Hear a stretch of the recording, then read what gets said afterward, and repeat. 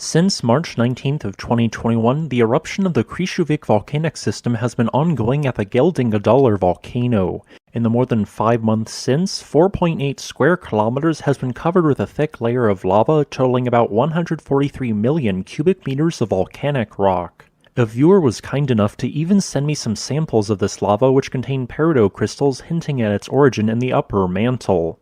However, this volcano may soon not be the only one erupting within the country. To the east, 2 stratovolcanoes are showing significant signs of unrest. The Grímsvötn volcano this week produced a series of glacial floods which could be related to an ongoing subglacial eruption beneath its ice sheet. As a result, the aviation code was raised from green to yellow. To the north, a large caldera complex known as Askja has been rising at a much faster rate than is normal. Both of these events indicate that these 2 stratovolcanoes could be on the verge of another eruption. This video will discuss these events and what might happen next. The Grímsvötn stratovolcano is the single most active volcano within Iceland. It last produced a major explosive eruption which disrupted regional air travel in May of 2011. In the last 100 years, it has erupted 18 times. The vast majority of this volcano is located beneath a thick ice sheet, so its eruptions are often preceded by glacial floods due to contact with superheated rock. Beginning on September 1st, one of these glacial floods began. It originated from an area of the volcano called the West Cauldron, which contains numerous hydrothermal vents buried beneath the glacier. Scientific instruments nearby detected signals which could best be described as small steam explosions, also known as phreatic eruptions. Of course, I would not be so quick to call the ongoing event an eruption quite yet. The signals could also have been misinterpreted, and the resulting flooding may only be the result of greatly increased fumarole-related activity. Regardless, since then a medium-sized flood has traveled down the Skafta River, causing the temporary closure of some nearby roads. Although the flood has since decreased, it was the largest in several years.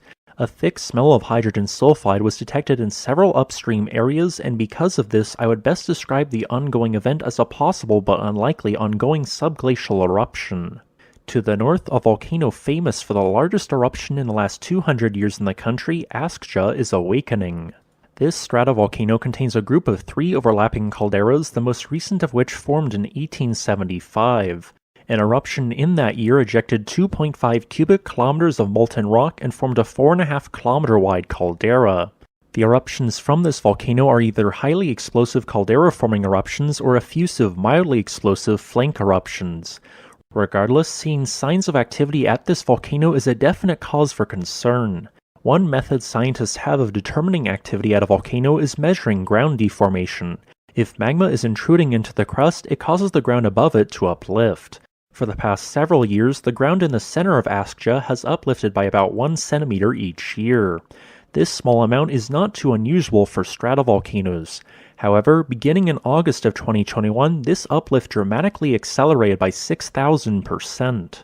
Since then, the ground in the center of the volcanic complex has uplifted approximately 6 centimeters. This can be directly traced to an ongoing intrusion of magma at approximately 3 kilometers in depth. While this uplift continues, the danger of a new eruption at Askja remains high. Although the alert level at this volcano has not been raised, I deem the ongoing activity sufficient enough to throw up a yellow alert and associate aviation warning. Luckily, a highly explosive eruption seems unlikely. The current level of uplift is only due to an intrusion of approximately 1 million cubic meters of magma per month. Thus, if Askja was to erupt right now, it would not be rated on the volcanic explosivity index as higher than a 3. With this being said, approximately 95% of magma intrusions into the crust do not result in a volcanic eruption. Regardless, both volcanoes are under close scrutiny right now due to their ongoing activity.